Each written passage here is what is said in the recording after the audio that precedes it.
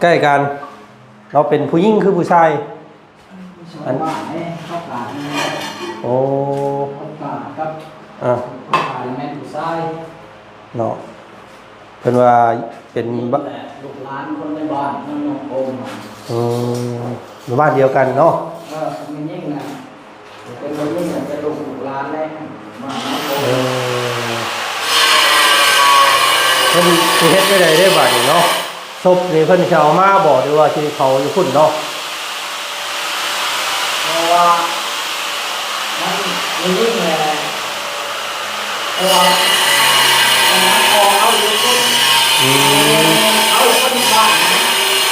แต่ก็จะมาโยมาเลยนะนี่แกเขาก็กลางให้เขาเอามาเป็นว่านี่ว่านี่ในข่าวนะว่าสิเอามาเนาะค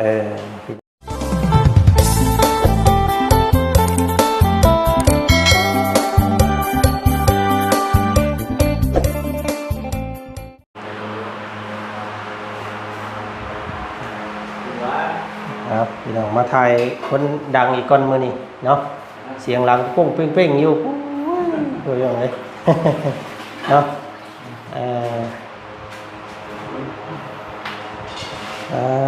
จ้ะกำลังใส่อันนี้อยู่พี่น้องเลยอันคลองน้ำเฮ็ดไว้ให้ข่อยอยู่บ่เบิ่งอยู่หั่นเนาะตำบ่ให้มันต่ำซ้ำนั่นแหละเนาะแต่ว่ากำลังเบิ่งอยู่ว่ามันน้อยหรือมันใหญ่นะได้อยู่หรอกเนาะน้ำมันซื่อเนาะน้ำไหลซื่อไม่ได้ยังมียังโอเควันนี้เพิ่นกำลังติดตั้งส่วนนี้พี่น้องเอ้ยเนาะเป็นมื้อที่2เด้อของทีมสร้างสายจวดเฮาเสียงบรวดจวดเกียดเบิดมื้อเอาชื่อพี่น้องเอ้ยเนาะพังหน้าบ่ได้ยินหลังบ่ลืมตึมตั้มอยู่สร้างคนดังเพิ่นเอิ้นเนาะคอกะโลสร้างคอกระโดเสียงดังก็ได้ตั้งสายย่ายเพิ่นสร้างคนดังเนาะโอ้ยยังเป็นรูปเป็นหางขึ้นมาหน่อยนึงพี่น้องเอ้ยเนาะเมื่อที่2ของการเฮ็ดเวียกเฮ็ดงานของสร้างรุ่นแบบว่าถอกน้ำไหลๆจ้วกแล้วเด้อสร้างเด้อเนาะมันบ่ให้มันข้างเด้อ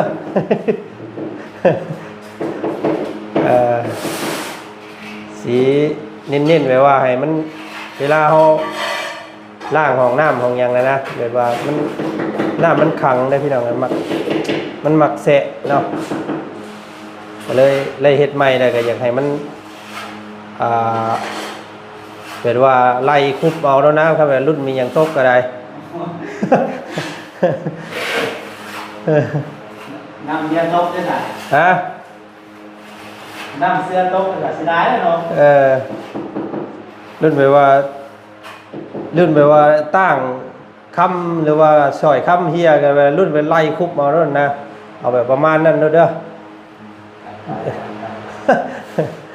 ข่อยพูดกับว่าแล้วเนาะมันก็เป็นหลังคาได้ว่าสั้นๆเป็นช่างว่า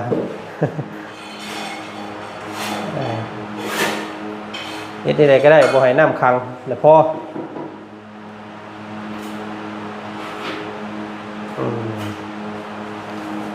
รุ่นเบิ่งที่ยังไงเนาะกะโลสีฟอบ่เอาว่าจันซื้อมาเผื่อไว้เนาะอันนี้เป็นกะโลปูพื้นเป็นลาย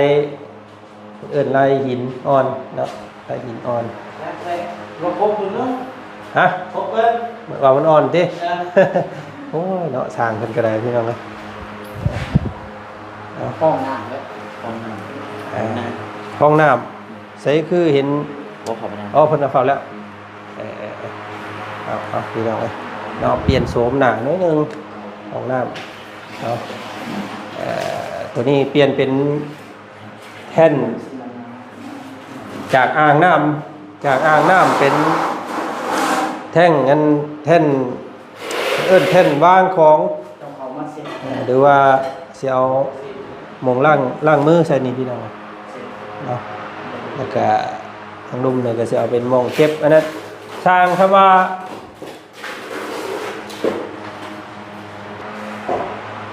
เนาะก่อนอื่นพี่น้องกับทักทายสบายดีเด้อเนาะพ่อแม่พี่น้องมือควรกันเมื่อสุขุสุคนมื้อนี้เนาะเป็นมื้อที่สองที่บ่จันอยู่ขับสร้างเพิ่นพี่น้องเนาะก็ส่วนเวียกส่วนร่วมกับโจไว้ก่อนเนาะพี่น้องเนาะเอาเวียกส่วนตัวก่อนมื้อนี้ก็ขอโทษขออภัยพี่น้องเอ้ยก็จักมื้อจักใดทั้งเบิ่งสร้างเพิ่นนี่แหละเนาะสร้างเพิ่นไว้ก็ได้ไปไว้เพิ่นสร้างเพิ่นช้าก็ได้อยู่น้ำสร้างและปะสร้างบ่ได้เด้เนาะเพิ่นมาแต่ไกลท่านพี่น้องเอ้ย สร้างนี่เป็นสร้างเพิ่นว่าอยู่บ้านใกล้กันครับอันผู้ที่เคาะให้อยู่ฝั่งไทยได้พี่น้องเอ้ยเพิ่นว่าเนาะแม่นบ่สร้าง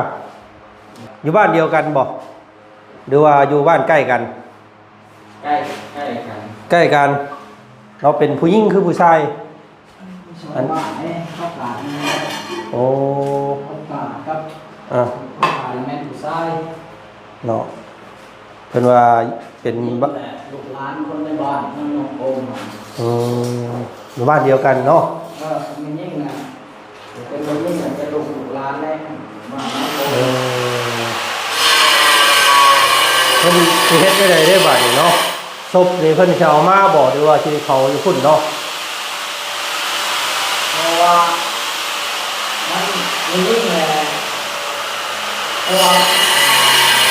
พอเอาอยู่พุ่นเอาคนบ้านเขาก็จะมาลงมาอะไรนี่แกเข้าก็กลางให้เข้ามาเป็นว่าในข่าวนะว่าสิเอามาเนาะพี่น้องเป็นอะไรน้องที่คนภายในบ้านส่งสร้างเนาะโอ้ยคนใกล้คนทิศเท่านี้สินี่พี่น้องไงเนาะไปอยู่เฮ็ดเวียกเฮ็ดงานไปสู่เวียกสู่งานอยู่ฝั่งไทยแล้วก็บ่ได้มีโอกาสได้กลับมาครับพี่น้องเนาะมากับมาแบบบ่มีลมหายใจเนาะโอ้มาคืนนี้บอกโอ้ยัง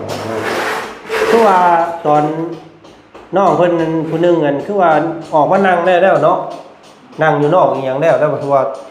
ทนบาดแผลบ่ไหวบ่ผู้นั้นบ่ผู้หญิงผู้หญิงเพราะว่าเสียหมู่บ้านนี่แหละมาบ้านนี่แหละห้องนี้โอ้พี่น้องเอ้ยจังได๋ก็ขอแสดงความเสียใจกับครอบครัวเนาะเหตุการณ์ในครั้งนี้ก็ถือว่าสะเทือนใจดีพี่น้องเอ้ย27ศพระวังเด้นี่ก็ได้นี่เมียยังว่าอยู่สร้างเฮ็ดห้องน้ำนี่บ่ให้เพิ่นเจาะหน้าต่างให้เนี่ยบ่เราอ่ะเทื่อเกิดไฟใหม่ไปยังบ่ได้เล่นออกหน้าต่างเราก็ห้อยว่าข่อยก็หาเคยเห็นเด้อว่าห้องน้ำมีหน้าต่างว่ะเนาะทางแม่น้องเชื่อเพิ่นว่าให้สร้างเพิ่นเจาะอันเฮ็ดหน้าต่างบ่ได้บ่เฮ้ยเราว่ะได้เห็นข่าวนี่เนี่ยเราย่านนะเราว่าห้อยพอได้หนีออกทางกันหลังหน้าต่างมันก็ได้เด้เราอ่ะเนาะว่าไปอันนี้ก็ได้พี่น้องเนาะโอ้ยกับเป็นคนบ้านใกล้ทิศแทบกับเบาจันนี่พี่น้องเอ้ยผู้ที่น้องเพิ่นที่ว่าเคาะให้ถือเพิงมรณะเนาะลูกใหม่เพิ่นตอนพี่น้องก็เลยนำศพมามื้อนี้ว่าซั่นเนาะคนลาวเฮาก็2-3คนบ่3บ่คือ4ลาวนะ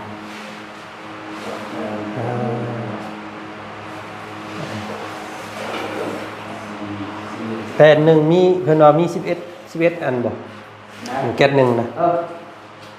คือสิพออยู่เนาะ8แก๊สลองเบิ่ง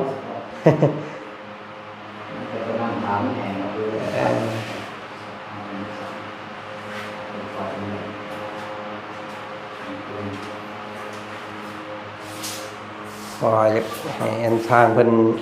นิ่นๆหมองทางน้ำแนวว่าซั่นเนาะยันน้ำมันบ่ไหล พอไปทางไหนพอตลาดออกกินเลยก็คือลงอ่างกัน ตัวไหน ไปพอนะ อันนั้นนะลงมีหอเก็บอยู่ทั้งลุม เนี่ย บ่ได้ออกนอกเลย ใหญ่ดีบ่ พอแล้ว 3 ท่อนอยากให้เอ็น 30 40 ใช้ตัวใด บ่ต้องพอน้ำเสียตัวเดือดตัวไฟ อันนี้นะทอร้อยและ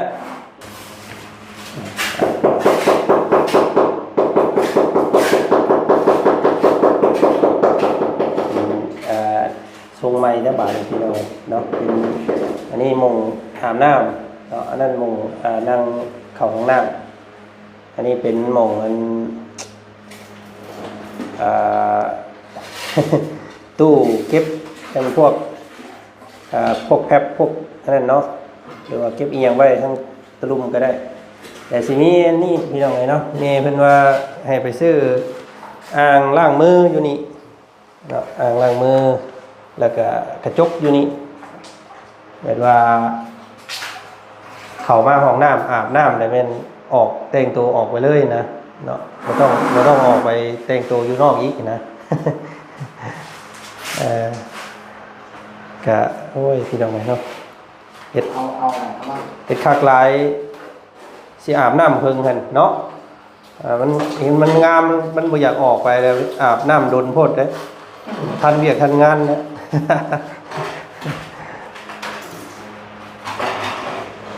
เดี๋ยวตัดตอนมาแล้ว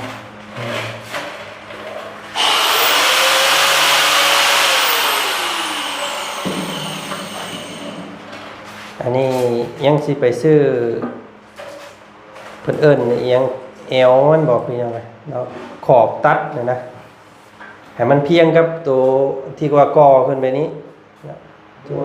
บัวแล้วเพิ่นเอิ้นเนาะกะโหลบัวนะขอบแปลว่าเป็นขอบนี่แหละเนาะตั้งแต่ขอบไปฮอดพุ่นพี่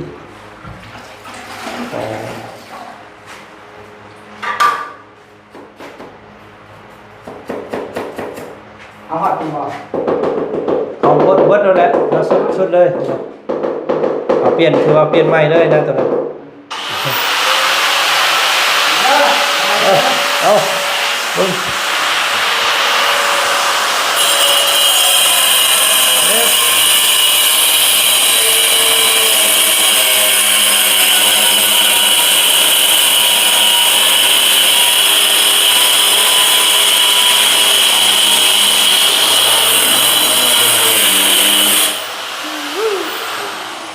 แสบกูหูเจ้าช่างว่าแล้วเคสนี้มันต้องไปหาเช็คกันเอาเครื่องในใส่พุ่งในนิดนึงได้เราอ่ะพี่น้องเพราะว่าน่าสิเป็นลูกปอดเรา ขี้พุ่นดีดอเนาะโอ้ยเอาโอเคให้ช่างเพิ่นเฮ็ดเวียกไปก่อนพี่น้องเอ้ยเนาะเสื้อผ้าหน้าแพ้กับจังซักเอาไหมมันขี้พุ่นนี่อันนี้ก็เฮือนกว่านั่งพี่น้องเอ้ยเนาะลักษณะกาสิขึ้นผาประมาณนี้แหละว่าฉันจะนะลายขอบสีเทาพี่น้องเป็นรีโนเวทห้องน้ำใหม่เนาะไป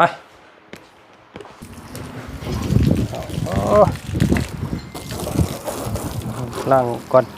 ยายเพิ่นเข่าขี้เมียงนะพี่น้องเลย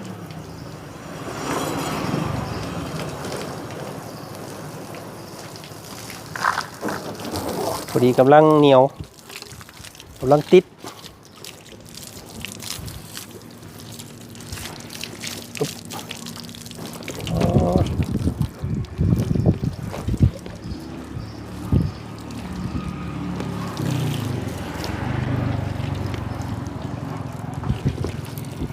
ช่วงขีตกอีกยู่มือนี่เบิ่งสร้างกำลังมาง่ายแห่งให้สร้างเที่ยวง่ายก่อนกว่าเนาะตามเป็นเฮ็ดบ้านแล้ว สร้างกับมาแต่หนองกูมเนาะบ้านดงบังเป็นสร้างที่อยู่บ้านเดียวกันกับผูกคอไล่ว่าสันพี่น้องเพิ่นกำลังนำทรงมาแล้ววะเนาะฮอดเมื่อคืนนี่วะน้องผู้ที่เพิ่นถึกภัยครอบนะพี่น้องทนบาดแผลบ่ไหวสิ้นใจอยู่ห้องหมอ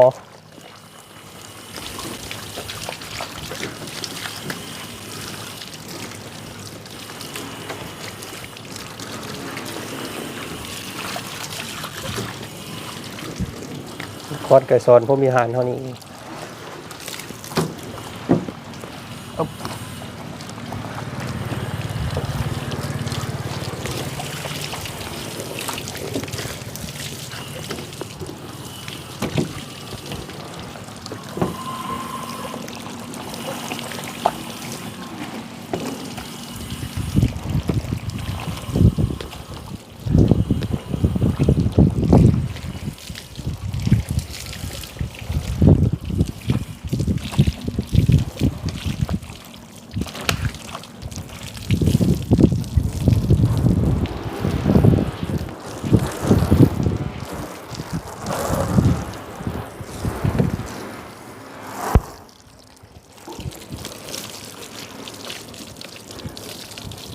เดี๋ยวทอดป้าย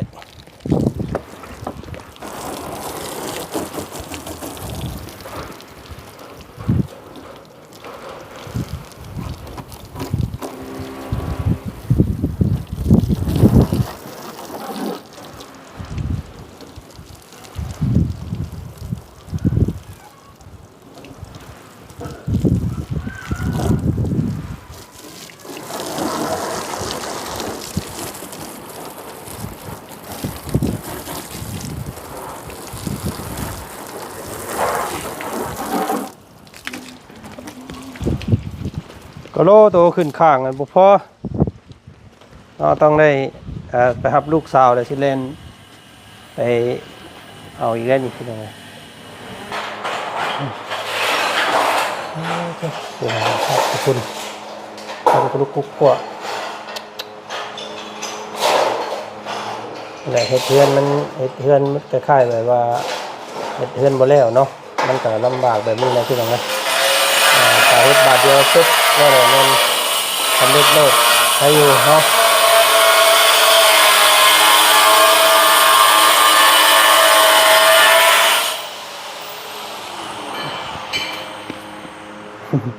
ถือเกิดมาเลยก็ได้กับมาทั้งพี่นะผ่านเกิดมาลดทั้งนอกสอดพี่ก็ได้ถือเกิดมาแล้วมันจังมันหก